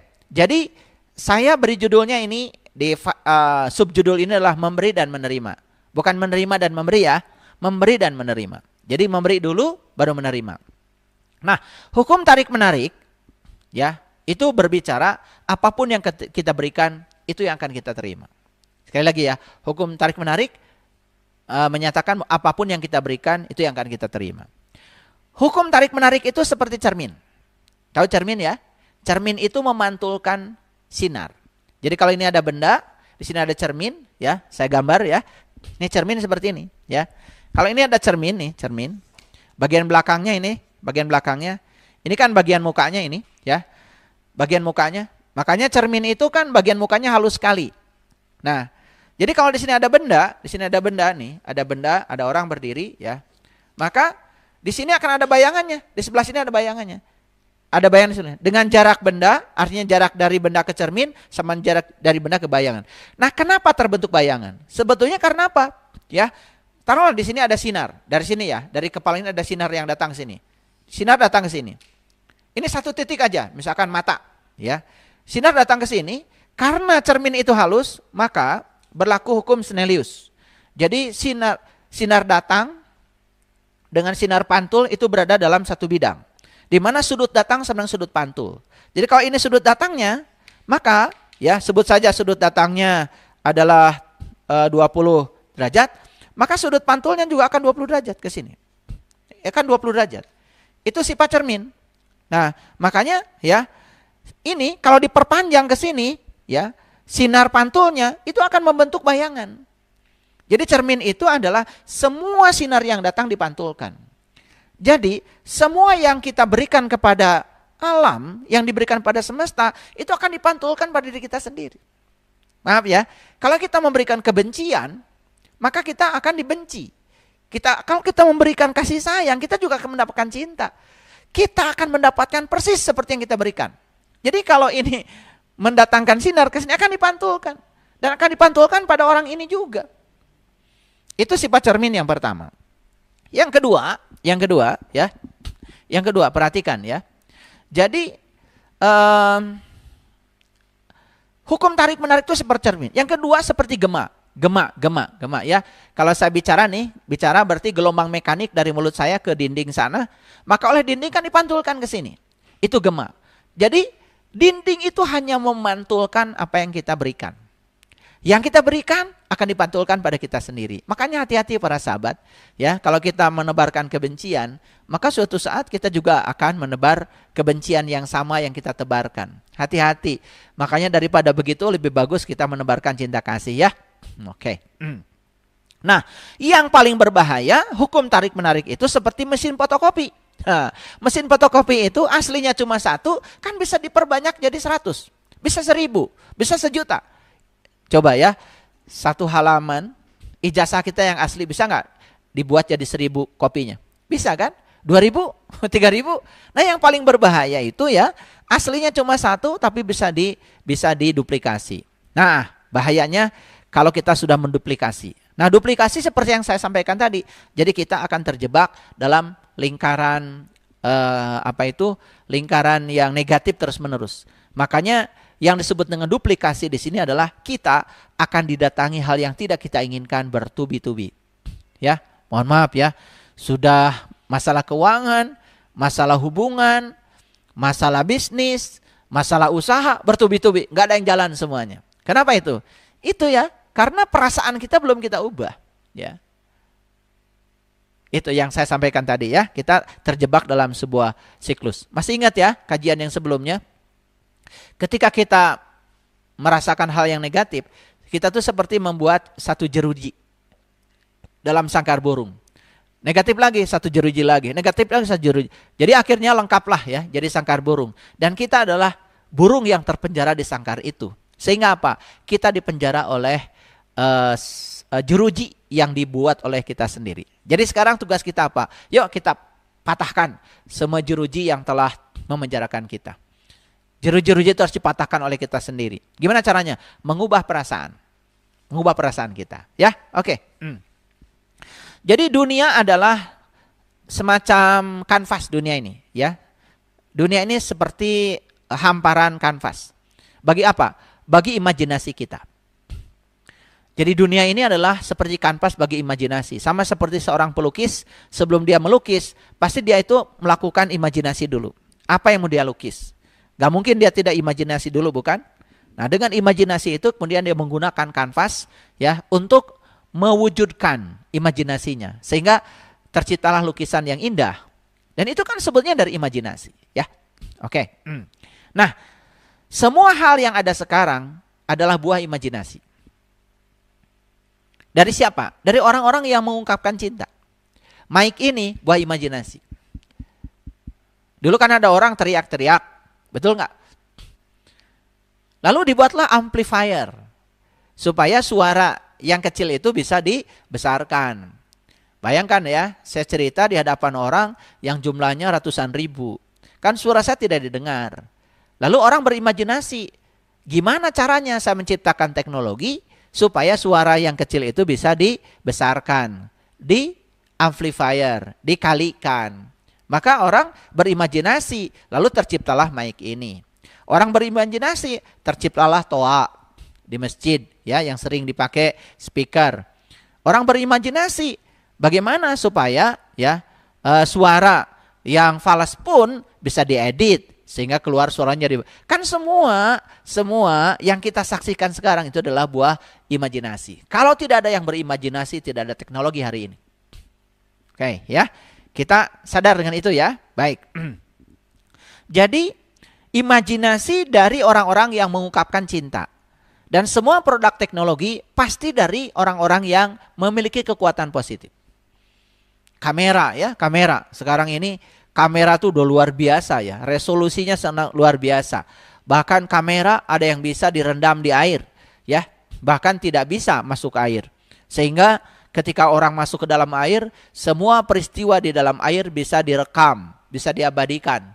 Kita bisa nonton ya bagaimana video-video tentang kehidupan dalam air, satwa dalam air, luar biasa kan? Itu kameranya kan masuk ke dalam air. Itu kan semua buah dari imajinasi dan lain sebagainya. Tidak mungkin saya kupas satu persatu. Ya, yuk kita sadari sekarang. Sewaktu kita membayangkan apapun yang positif, yang kita inginkan dan kita senangi, berarti kita sedang merasakan cinta terhadapnya. Ulangi ya, sewaktu kita membayangkan apapun yang positif, yang kita inginkan dan yang kita senangi, berarti kita sedang merasakan cinta terhadap yang kita bayangkan itu. Itulah yang kita berikan. Dan itu pula yang akan kita terima. Jadi itu yang dimaksud dengan memberi dan menerima. Ya, memberi dan menerima. Bagaimana cara memberi? Berarti memberi itu adalah membayangkan apapun yang positif, ya, yang kita inginkan, yang kita senangi, saat kita membayangkan itu, berarti kita sedang merasakan cinta terhadapnya. Itu yang dimaksud dengan memberi. Makanya apapun yang kita berikan, dan itu pula yang akan kita terima. Ya, yang kita bayangkan itu harus datang dari rasa cinta, dari kekuatan positif. Tidak boleh membahayakan orang lain. Ya, karena apa? Membahayakan orang lain, itu berarti mengalami ketiadaan cinta. Ya, kalau kita membayangkan bagaimana mencelakakan orang lain, itu bukan berasal dari cinta itu. Itu dari ketiadaan cinta. Dan itu juga yang akan terjadi. Mohon maaf ya, kan ada orang yang ingin jahil kepada orang lain, lalu melakukan sesuatu tindakan yang mencelakakan orang lain. Itu jelas, tindakan yang dilakukan dia itu bukan berasal dari cinta. Itu berasal dari ketiadaan cinta. Apa yang terjadi? Dikiranya buat orang lain? Tidak. Itu buat dirinya sendiri, ya. Dan itu akan kembali pada dirinya sendiri, ya. Makanya orang yang ingin mencelakakan orang lain, yang pertama celaka ya sudah dirinya sendiri. Jadi kalau kita menggenggam bara, ya, mau dilemparkan pada orang lain, kan yang terbakar pertama adalah tangan kita. Itu yang tidak disadari, karena kita menganggap seakan-akan jahil, jahat itu buat orang lain. Padahal jahil, jahat itu sebetulnya buat diri kita sendiri. Nah, saya ingin menjelaskan lebih jauh. Tadi kan saya sudah menjelaskan secara rinci bagaimana memberi dan menerima. Jadi memberi itu adalah seperti yang saya sampaikan sebelumnya, ya. Jadi kita memberikan cinta kepada yang kita inginkan, ya. Memberikan cinta pada yang kita inginkan. Itu namanya memberi, ya. Nah, sekarang bagaimana kekuatan cinta? Bagaimana imajinasi? Para sahabat, kalau para sahabat tahu, kekuatan cinta dan imajinasi ini adalah dua kata kunci yang sangat fantastis. Sangat luar biasa. Ya. Kenapa? Kekuatan positif yang namanya cinta tak memiliki batas. Sudah saya jelaskan ya sebelumnya. Bisa memberikan vitalitas, bisa memberikan kebahagiaan, bisa memberikan gairah hidup, bisa memberikan kesehatan. Bahkan semua yang diberikan itu berada pada tingkat yang jauh dari ekspektasi pikiran kita sendiri. Nah, selama ini kenapa kita tidak memperolehnya? Karena pikiran kita yang telah membatasi semua itu. Padahal kekuatan positif itu memiliki kekuatan yang tanpa batas. Nah, sebaliknya ya, saya sudah jelaskan. Kalau ya perasaan negatif itu kan ada titik terendahnya. Karena begitu orang itu bertubi-tubi mendapatkan yang tidak dia inginkan, pasti kan dia akan bangkit. Bahkan ada orang yang dibangkitkan justru pada saat dia sudah mencapai titik nadir. Jadi kalau perasaan negatif, itu sebetulnya ada titik batasnya, ada titik nadirnya, ada titik terendahnya. Bahkan itu bisa jadi titik kebangkitan. Tapi kalau perasaan positif itu boleh kita merasakan kekuatan positif yang tanpa batas. Kenapa? Kekuatan positif itu tanpa batas. Itu yang saya sebut fantastis. Jadi tugas kita sekarang apa? Menerobos batas-batas bagi kehidupan kita dengan imajinasi. Jadi imajinasi itu bisa menerobos. Para sahabat pernah nonton film. Mungkin kita nonton film 10 tahun yang lalu. Saat itu masih imajinasi. Tapi 10 tahun yang akan datang, apa yang diimajinasikan sudah nyata menjadi produk teknologi. Ya toh? TV layar datar. Mungkin dulu baru imajinasi. Pada saat orang masih berpikir pakai TV yang ada pantatnya itu. Yaitu menggunakan elektron gun. Jadi elektron gun itu ya, ada apa itu yang disebut dengan penembak elektron. Dan kemudian memasuki medan listrik, kemudian disimpangkan oleh medan listrik sehingga menyebar. Kemudian disiapkan layar, terjadi peristiwa perubahan ya dari tumbukan elektron sehingga terjadilah yang disebut dengan warna-warni. Sehingga kita bisa melihat warna-warni cahaya. Itu dulu masih zaman elektron gun. Nah saat itu mungkin orang baru berimajinasi. Bagaimana nanti layar TV itu datar aja. Biar kalau ditempel di dinding tuh nggak ada pantatnya. Saat itu imajinasi loh. Dan sekarang lahirlah TV layar datar. Dan sekarang apa yang terjadi? Bahkan TV itu nggak ada dindingnya, nggak ada figuranya. Gambarnya full. Semua layarnya full. Dan mungkin suatu saat orang juga berpikir nanti untuk menangkap gambar nggak usah pakai layar lagi.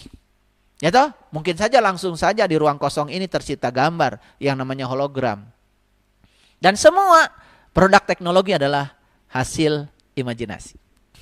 Ya, bukan halusinasi ya. Saya tidak bicara itu. Oke. Ya. Jadi tugas kita apa? Teroboslah batas-batas bagi kehidupan kita dengan imajinasi. Jadi imajinasi bisa menerobos. Itu yang dikatakan Einstein. Kalau pikiran itu cuma hubungkan A ke B. Sedangkan imajinasi bisa ke C, bisa ke D, bisa ke E, bisa ke F, bisa ke Z. Karena apa? Kita bisa menerobos dengan imajinasi. Lalu sekarang kita sadari bahwa sebetulnya kita punya kekuatan positif yang luar biasa. Dan kita bisa menerobos semua itu. Ya. Bekalnya cuma dua, kekuatan cinta dan imajinasi. Nah, mari kita bedakan sekarang. Apa sih bedanya orang yang hidupnya susah dengan orang yang hidupnya senang? Sebetulnya yang membedakan cuma satu kata, yaitu cinta. Sederhana ya. Tetapi cinta itu yang telah menciptakan perbedaan besar. Yang ini susah, yang ini senang. Kenapa? Yang senang itu karena dia sudah mampu menggunakan kekuatan positif yang bernama cinta. Dan yang susah itu karena dia mengalami ketiadaan cinta. Lalu yang keluar dari pikiran dan perasaannya, semua hal yang negatif. Jadi perasaan terhadap uangnya negatif, terhadap hubungan negatif, terhadap pekerjaan negatif. Bagaimana kita bisa mendapatkan pekerjaan dengan cepat kalau perasaan kita terhadap pekerjaan negatif? Misalnya kita mengatakan cari pekerjaan itu susah, melamar itu susah, pekerjaan itu tidak ada. Kita ingin bekerja, tetapi perasaan kita terhadap pekerjaan sendiri sudah negatif. Pekerjaan tidak akan datang kepada kita. Nasib kita tidak akan berubah karena kita tidak mampu mengubah perasaan kita sendiri. Mau bisnis sudah berpikir rugi, ya, atau berpikir wah cari uang tuh susah, cari untung tuh susah. Kalau kita rasa kita terhadap uang sudah negatif, ya bagusnya jangan bisnis ya, udah pasti rugi. Karena apa? Like attracts like, yang serupa menarik yang serupa. Karena perasaan kita tidak mengandung cinta. Tidak ada kekuatan positif yang diinpuskan pada perasaan kita. Yang terjadi ya seperti itu. Yuk sekarang. Jadi bedanya apa ya? Yang senang selalu membayangkan apa yang mereka inginkan dan mereka sukai. Mereka sudah merasakannya. Ya, bahkan mereka sudah bisa menginpuskan cinta ke dalam perasaannya. Mereka sudah bisa merasakan cinta terhadap apa yang mereka bayangkan itu. Jadi cinta itu sudah diberikan terhadap apa yang mereka bayangkan itu. Bahkan tadi ya, pada langkah proses penciptaan sudah saya jelaskan. Yang susah, secara tidak sadar telah menggunakan imajinasinya untuk hal-hal yang tidak mereka inginkan. Secara tidak sadar imajinasinya ya untuk ya hal-hal yang tidak mereka sukai. Mereka lebih banyak merasakan hal negatif terhadap apa yang mereka bayangkan. Jadi perasaannya negatif terhadap yang mereka bayangkan. Nah itu karena apa? Karena ketiadaan cinta. Makanya yang satu hidupnya senang, yang satu hidupnya susah. Dan kita selama ini yang senang itu karena disenangkan sama Allah gitu, yang susah karena disusahkan oleh Allah. Bagaimana mungkin Allah menyusahkan hamba yang dicintainya? Allah itu membuka keran yang sama loh. Dan kita datang ke dunia ini untuk hidup bahagia, bukan untuk hidup sengsara. Bukan hanya merasakan momen-momen kebahagiaan di akhir pekan, itu pun hanya halusinasi. Ya kan? Banyak orang yang bekerja dari Senin sampai Jumat itu merasa beban, tidak bisa menyenangi pekerjaan. Karena apa? Karena rasa dia cinta dia tidak bisa mengungkapkan cinta terhadap pekerjaannya sendiri. Bagaimana pekerjaan bisa maju? Bagaimana karir kita bisa melesat?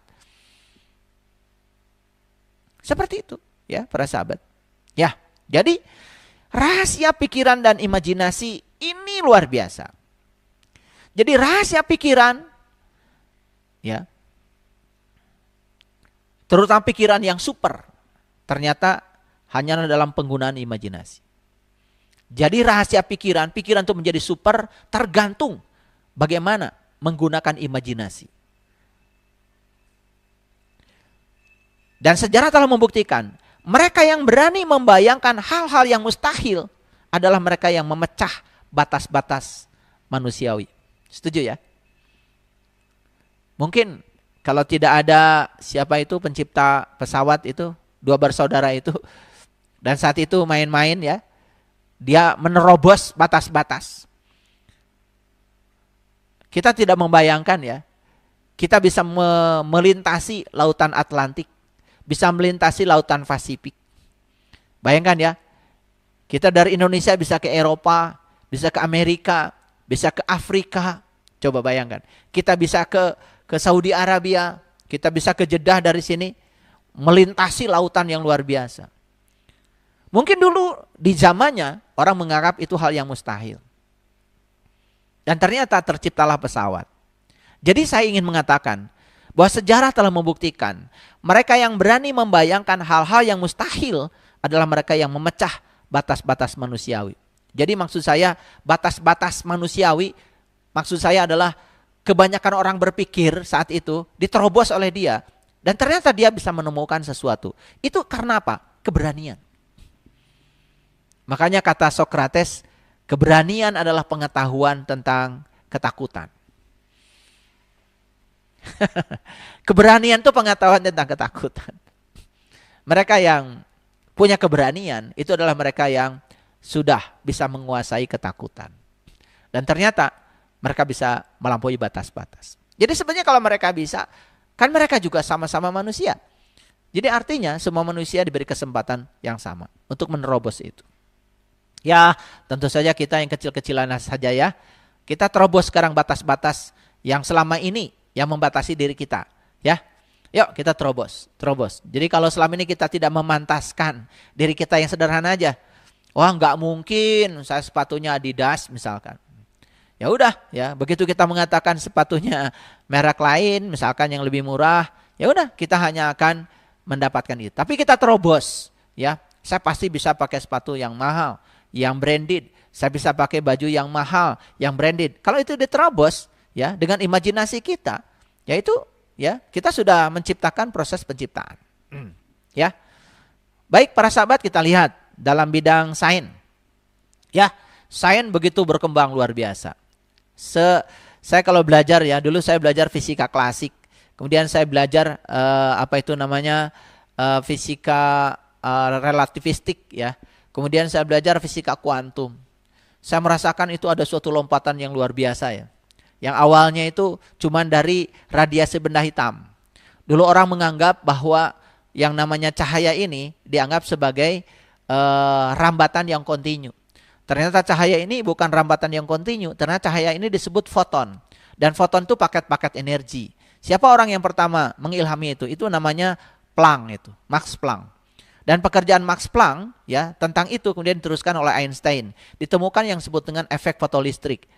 Makanya ketika Einstein mendapatkan hadiah tentang efek fotolistrik, beliau mengatakan yang berhak untuk mendapatkan ini bukan saya, kata Einstein, tapi Max Planck. Tapi kan Planck sudah mendapatkan hadiah Nobel. Itu luar biasa ya. Itu. Nah, itulah kemudian masuk dalam tataran energi. Maka saya sudah sampaikan bahwa ada tataran materi, ada tataran energi. Dan realitas itu terbentuk oleh dua tataran itu. Di tataran energi kita tahu adalah energi sama dengan konstanta Planck dikalikan frekuensi. Di tataran materi kita sudah tahu ada energi sama dengan massa dikalikan kecepatan cahaya dikuadratkan. Nah, ketika itu disimultankan, dikoherensikan, kemudian itu yang bisa membentuk realitas. Nah, para sahabat bisa mendengar kajian ini di episode yang kedua. Ya, kehidupan yang menakjubkan sudah saya jelaskan ya. Saya tidak mengulanginya lagi. Dalam bidang kedokteran, kita mendapati begitu banyak ya sesuatu yang luar biasa. Dulu kan orang tidak percaya bahwa janin itu ya ketika di dalam rahim tidak bisa dideteksi jenis kelaminnya, golongan darahnya, ya toh? Sekarang dengan teknologi bahkan mohon maaf ya, janin usianya baru beberapa minggu, beberapa bulan ya, dengan teknologi semua sudah terungkap. Sehingga tidak layak lagi disebut janin karena janin itu dari kata jin. Jin itu sesuatu yang tersembunyi. Disebut janin itu karena masih tersembunyi. Sekarang yang di dalam perut pun sudah tidak tersembunyi. Karena apa? Teknologi sudah bisa mengungkap rahasianya. Bahkan jenis kelamin sudah bisa diungkap. Walaupun ya baru beberapa minggu. Itulah teknologi ya di bidang kedokteran. Di bidang olahraga, di bidang seni, ya. Mohon maaf ya. Sekarang perhatikan ya di bidang seni. Ya. Film-film kartun begitu luar biasa. Bahkan film kartun yang asalnya di televisi masuk di bioskop. Animasi luar biasa. Dan itu semua hasil imajinasi dari orang-orang yang punya cinta, yang punya kekuatan positif. Dan orang-orang yang ketiadaan kekuatan positif, cuman mager aja, makanya tidak kebagian apa-apa. Saya sering mengatakan kalau kita ingin kaya harta, maka kita harus kaya 4 dulu. Yang pertama adalah kaya aksi. Harus banyak ya, jangan mager. Loba kadaek kata orang Sunda. Yang kedua harus kaya ilmu, banyak belajar. Yang ketiga harus kaya ide, kaya kreativitas. Dan yang keempat adalah kaya hati. Kalau kita sudah punya 4 ya, kaya aksi, kaya ilmu, ya, kaya ide, kreatif, ya, maka harta itu akan nuturkeun kata orang Sunda mah ya. Jadi dia akan mengejar kita. Jadi saya dulu pernah berada pada situasi mengejar uang. Kemudian saya menegur pada diri saya. Karena apa? Waktu saya mengejar uang, saya juga mendapatkan uang. Saya beli rumah beberapa dan alhamdulillah rumah itu juga lepas begitu saja, ya. Caranya macam-macam. Kemudian saya refleksi pada diri saya. Kenapa rumah-rumah saya yang dibeli ini kok bisa lepas semuanya? Walaupun ya disebut dalam tanda kutip ditipu orang, tetapi yang jelas lepas, itu cara semesta mengambilnya seperti itu. Dan saya mempertanyakan kenapa harus lepas? Dan kemudian saya refleksi, oh saya waktu itu mengejar uang. Harusnya kan uang yang mengejar saya. Ya kan? Makanya ada kata-kata yang sangat luar biasa ya. Siapa yang mengejar Allah dia dapat 2, Allah dan dunia. Tapi siapa yang mengejar dunia, maka dia tidak dapat dua-duanya. Jadi kalau saya gambarkan kan seperti ini, para sahabat, ya. Sebentar ini saya lipat ke atas. Kalau ini matahari ini sumber cahaya. Ini kita di sini.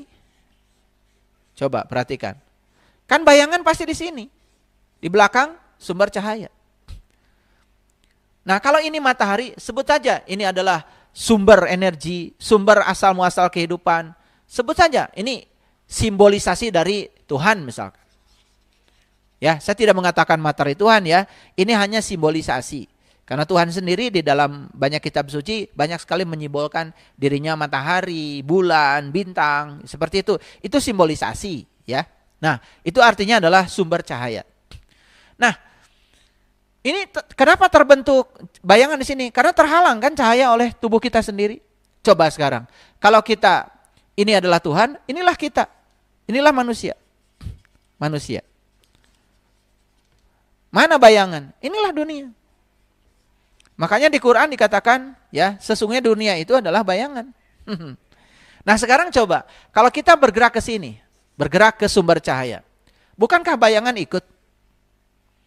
Jadi siapa yang bergerak ke sumber cahaya, bayangan ikut. Jadi siapa yang menuju Tuhan, maka dia akan dapat 2, dapat Tuhan, dapat dunia. Tapi coba kalau bergerak ke sebelah kanan, terus aja ngejar dunia, terus ngejar uang, apa yang terjadi? Kita membelakangi cahaya. Akibatnya apa? Kita mengejar bayangan kita sendiri. Dan bayangan itu tidak bisa ditangkap para sahabat. Tidak ada orang yang hari ini sukses menangkap bayangan sendiri. Dan bayangan tidak bisa ditangkap. Jadi artinya, ya saya dapat belajar dari kehidupan saya. Kenapa saya harus kehilangan begitu banyak ya yang saya miliki pada saat itu. Ya. Tapi saya juga tidak merasa kehilangan saat itu. Saya sadar karena ada yang salah dalam hidup saya. Karena semua harus lepas dari saya itu karena cinta kasih semesta. Ya udah saya sadari. Dan begitu saya sadari, saya dapat pesannya, dapat pelajaran. Oh, pada saat itu saya salah arah. Jadi saya arahnya menuju kepada kegelapan. Saya menuju kepada dunia. Saya mengejar dunia. Lalu saya membelakangi cahaya. Kemudian saya ubah. Sekarang saya harus menghadapi cahaya dan biarkan bayangan ikut saya. Dan ternyata luar biasa para sahabat, ketika kita mengubah arah kita, juga sangat luar biasa hasilnya. Ya, kita berada pada situasi yang berbeda. Bahkan seandainya pun kita dititipi banyak harta, rasa memiliki itu sudah tidak ada lagi. Karena apa? Ya, karena semua juga bukan milik kita, bahkan diri saya juga miliknya dia. Jadi mana yang bukan miliknya dia? Semuanya miliknya dia. Ya, oke, ya. Jadi dalam bidang sains, kedokteran, olahraga, seni, teknologi, ya, hanya nama-nama orang yang membayangkan hal-hal yang mustahil yang terukir dalam sejarah. Setuju ya? Setuju ya? Kita dengar ya, nama-nama orang yang terukir dalam sejarah siapa itu?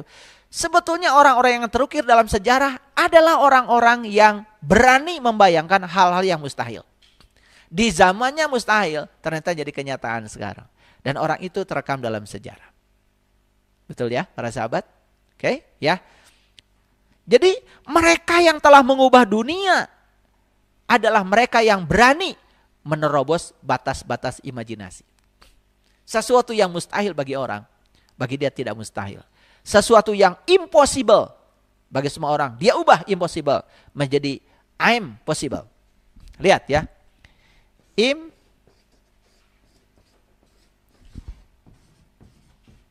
Impossible. Tidak mungkin. Ganti aja. Kasih tanda di sini. Jadi I'm possible. Cuma dikasih ini aja. Impossible dikasih tanda di sini. Jadi I am possible. Sesuatu yang tidak mungkin menjadi mungkin. Saya dulu begitu nyampe di Bandung, ya, lihat rumah-rumah yang besar di Bandung. Mungkin banyak orang yang membayangkan, nggak mungkin saya bisa memiliki rumah itu. Karena saat itu impossible. Tapi alhamdulillah, sedikit pun saya tidak pernah memiliki pikiran impossible. I'm possible. Semuanya mungkin. Dan ternyata saya juga kebagian rezekinya bisa punya rumah di Bandung. Di kota Bandung.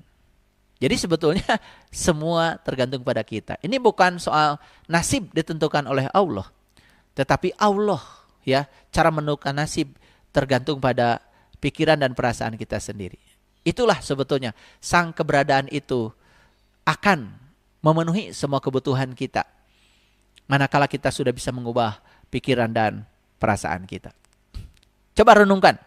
Semua kehidupan kita saat ini adalah semua yang pernah kita bayangkan, bukan? Yuk, semua kehidupan yang terjadi saat ini adalah yang pernah kita bayangkan.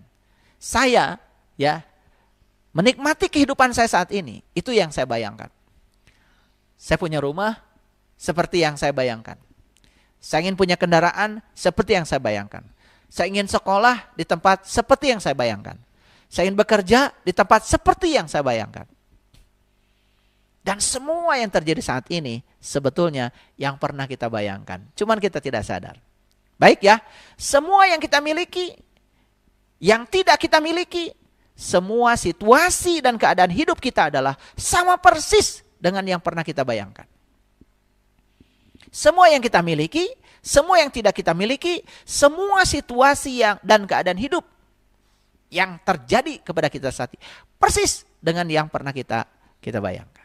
Persis dengan yang pernah kita bayangkan. Jadi, apapun yang dapat kita bayangkan sebetulnya sudah ada.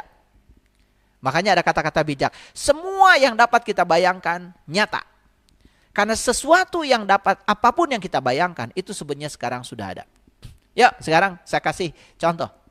Ada yang membayangkan mobil baru nggak di tempat ini? Ada kan? Mobilnya sudah ada di dealer. Ada yang membayangkan moge, motor keren yang besar gitu. Ada nggak? Ada. Motornya sudah ada. Ada yang membayangkan banyak uang nggak? Uangnya sudah ada kok. Semua yang dapat dibayangkan itu sebetulnya sudah ada. Yuk sekarang. Seberat apapun situasi yang kita hadapi, bayangkan akhir yang baik. Dan rasakan akhir yang baik. Itulah cara mengubah keadaan dari situasi seperti yang kita inginkan. Apapun keinginan yang dapat dibayangkan, semuanya sudah ada dalam penciptaan. 5.000 tahun yang lalu, apapun yang mungkin diciptakan sudah selesai. Betul? Orang 5.000 tahun yang lalu baru imajinasi. Tetapi apapun yang dapat dibayangkan 5.000 tahun yang lalu, bukankah sudah selesai? Betul? Kenyataannya sekarang semua menjadi terrealisasi. Bahkan 5.000 tahun yang lalu apapun yang mungkin diciptakan sudah selesai. Bahkan sudah lengkap. Bahkan sudah ada. Dan sekarang sudah terjadi. Dan dapat kita rasakan. 5.000 tahun kemudian Fisika kuantum telah menginformasikan kepada kita tiap sesuatu kemungkinan dan segala sesuatu yang sebenarnya itu sudah ada saat ini. Apapun yang dapat kita bayangkan dalam hidup sebenarnya sudah ada. Setiap kemungkinan yang ada memang sudah ada. Itulah para sahabat. Di episode yang kelima ini saya berbicara lebih dalam lagi. Lebih dalam lagi. Dan itulah hebatnya ketika kita mau belajar. Apalagi ketika kita mau mengimplementasikan hasil belajar. Selamat mendapatkan kehidupan yang menakjubkan. Walaupun baru episode yang kelima, saya percaya para sahabat yang sudah mencoba untuk mengimplementasikan semua rahasia semesta ini, mungkin sudah merasakan walaupun di tingkat yang sedikit. Gak apa-apa positifnya satu. Karena perasaan yang sudah satu positifnya, nanti juga akan menimbulkan hal yang diinginkan. Dan hal yang diinginkan dan kita cintai akan menimbulkan perasaan positif dua. Dan akan membangkitkan, mengundang perasaan apa hal yang diinginkan lebih banyak lagi. Dan itu terus menerus akan seperti itu. Yuk kita sekarang rubah nasib kita dengan cara mengubah pikiran dan perasaan kita. Membayangkan, merasakan, dan menerima. Terima kasih. Assalamualaikum warahmatullahi wabarakatuh.